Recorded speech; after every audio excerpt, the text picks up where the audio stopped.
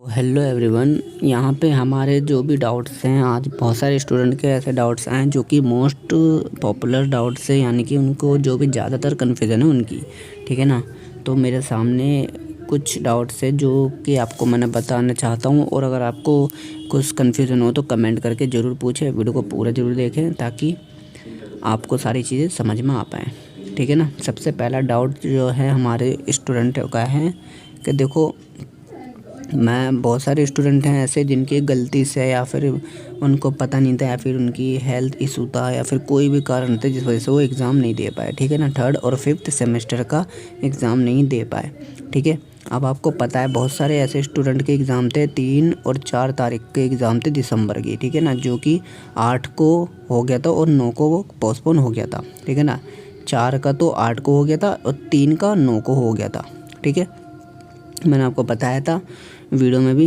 तो देखो, अब जिसका 4 का था, ठीक है ना, उसका 8 का तो हो गया, ठीक है ना, और 9 वाला भी आज एग्ज़ाम हो गया है, जो कि मैंने याद दिलाने के लिए अपने व्हाट्सएप पे भी स्टेटस लगाया था कल ही, ठीक है, ताकि जो स्टूडेंट अपनी कन्फ्यूज़न हो तो उनका एग्ज़ाम हो जाए कल, यानी कि आज 9 तारीख है तो आज उनका हो जाए एग्ज़ाम, तो ठीक है।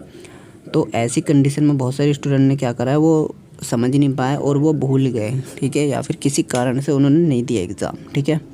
या फिर कोई भी एक हो या फिर चारों एग्ज़ाम हो, कोई भी एग्ज़ाम हो।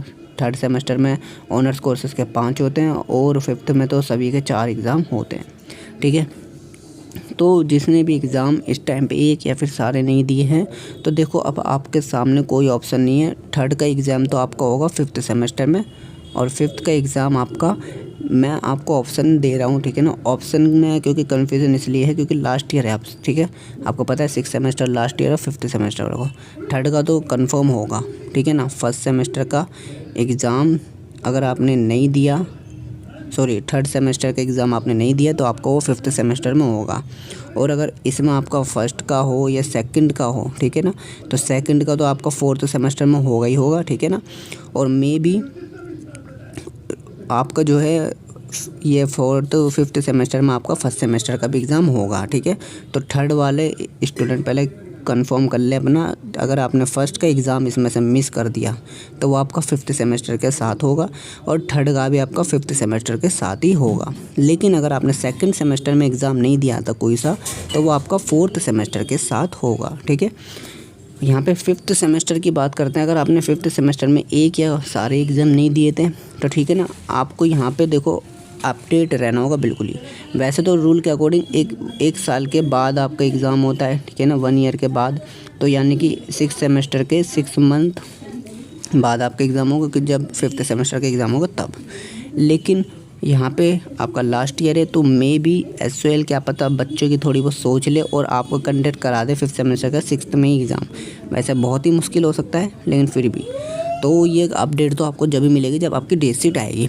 बाकी आप तैयारी करेंगे उस एग्ज़ाम की भी जिसमें आपकी ER अगर आपकी, वैसे तो मैं तो ये चाहता हूँ कि 5th सेमेस्टर में मोस्टली सभी पास हो जाए, अच्छी बात है, ठीक है, क्योंकि फिर साल बच जाएगा। और 6 सेमेस्टर में आप अच्छे से मेहनत करके पढ़ाई करेंगे तो आपका क्लियर हो जाएगा साल, ठीक है। बाकी 1% अगर नहीं होता है तो आपको पता है कि यहाँ पे आपको मैंने बता दिया है कि 6 सेमेस्टर के 6 मंथ बाद आपका एग्ज़ाम होगा, ठीक है।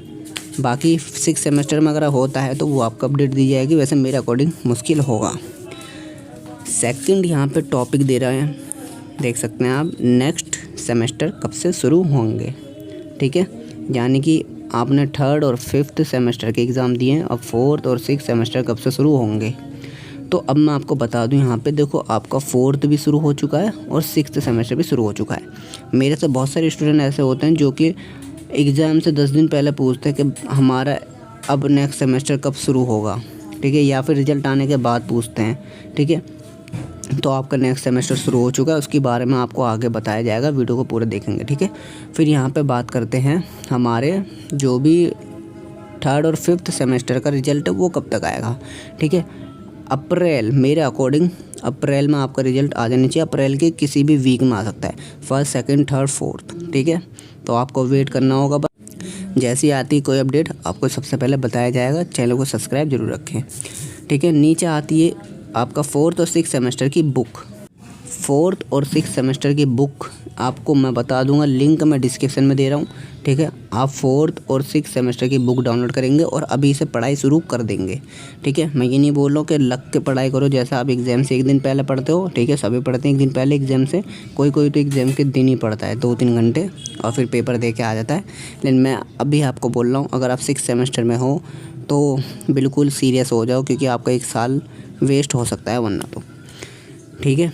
अब यहाँ पे हमारे जो हैं 4th और 6th सेमेस्टर की एग्ज़ाम डेट, ठीक है, मैंने आपको परसों ही वीडियो बनाई थी, उसको भी मैं लिंक डिस्क्रिप्शन में डाल दूँगा, उसे भी देख लेंगे आप।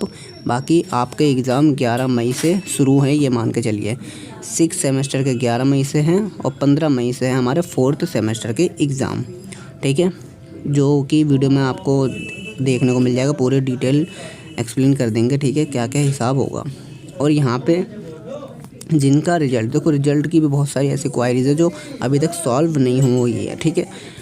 अभी बहुत सारे ऐसे स्टूडेंट हैं जिन्होंने अभी बोल रहे AB का मेरा शो नहीं हुआ, ठीक है, या फिर उन्होंने F की प्रॉब्लम थी ऑनलाइन एग्जामिनेशन में, वो सही नहीं हुई, ठीक है ना, या फिर एग्ज़ाम की कोई भी ऐसी प्रॉब्लम थी। अब मैं देखो आपको बताता हूँ, रीवैल्यूएशन या रीचेक की आपकी अगर कोई अपडेट हो, यानी आपने करवाया हो, तो देखो बहुत सारे ऐसे स्टूडेंट हैं जिनका ये बिल्कुल मतलब हो गया है, ठीक है। अब रिज़ल्ट का तो पता नहीं था, ठीक है, उनका किसी का ठीक हुआ है किसी का नहीं हुआ, लेकिन कुछ ऐसे स्टूडेंट भी हैं जिनका अभी तक रीवैल्यूएशन या फिर रीचेक का रिज़ल्ट नहीं आया है, ठीक है। तो ऐसी कंडीशन में आपको बस वेट करना होगा, क्योंकि आपको हमने पहले ही बताया था कि 25 डेज़ तो इन्होंने बोल रखा है, लेकिन 2 मंथ भी लग सकते हैं, तो टाइम ज़्यादा हो गया। अगर आपको ज़्यादा टाइम लग रहा है तो आप SOL जाकर कंप्लेंट करें, कोई स्लिप वगैरह कुछ मिली हो तो उसे वहाँ पे दिखलाएं, मे भी क्या पता आपका कोई दिक्कत हो गई हो SOL की तरफ से, इसलिए आपका लेट हो रहा हो या फिर आपका प्रोसेस में ना आया हो, ठीक है। तो आप SOL जाएँ अगर आपको ज़्यादा टाइम हो गया है तो, ठीक है। अब यहाँ पे बात करते हैं जिनका रिज़ल्ट सही नहीं हुआ उनका क्या होगा। देखो अगर आपका रिज़ल्ट सही नहीं हुआ AB या F का, तो आपको एग्ज़ाम देना बनता है बिल्कुल ही आपको, ठीक है ना। अगर आपने प्रूफ भी दे दिया, सब चीज़ कर दी ना, ठीक है, तो आप एक बार SOL जाओ। अगर आपने प्रूफ वगैरह नहीं दिया, स्ट्रॉन्ग प्रूफ वगैरह नहीं है, तो आपको एग्ज़ाम देना होगा। और अगर देखो ज़्यादा टाइम हो चुका है आपका, ठीक है, अब तो टाइम भी निकल चुका है, एग्ज़ाम भी हो चुके हैं, ठीक है, सबके, तो अगर आपने एग्ज़ाम दे दिया तो बहुत अच्छी बात है, नहीं दिया है तो अब आप फिर से या तो SOL में जाके उनसे कंप्लेंट करो कि सर अब तो हमारे एग्ज़ाम भी हो चुके हैं, टाइम भी निकल चुका है, रिज़ल्ट कब तक सही होगा। अगर आप श्योर हैं कि आपका रिज़ल्ट सही होगा तो आप करवाइए बिल्कुल अच्छे से, नहीं हो तो आप एग्ज़ाम के लिए प्रिपरेशन शुरू कर दीजिए, ठीक है, क्योंकि लास्ट आपका अब चल रहा है, तो मे भी आपका एग्ज़ाम सारे कंडक्ट हो जाए। तो यहाँ तक थी आपकी सारी बातें। अब आपको मैं 6th और 4th सेमेस्टर की बात बता दूँ। 4th और 6th सेमेस्टर की स्टडी शुरू हो चुकी है।